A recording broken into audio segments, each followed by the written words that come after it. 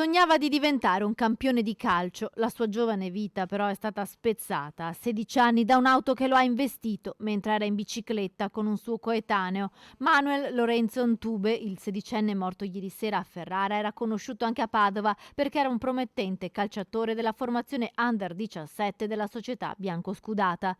Il calcio Padova è in lutto per la tragica scomparsa di Manuel Lorenzo Ntube, giovane difensore del nostro settore giovanile. L'intera società biancoscudata, con i propri tifosi, partecipa commossa al dolore e si stringe attorno ai familiari e agli amici di Manuel. Si legge nella nota ufficiale pubblicata nel sito della società padovana.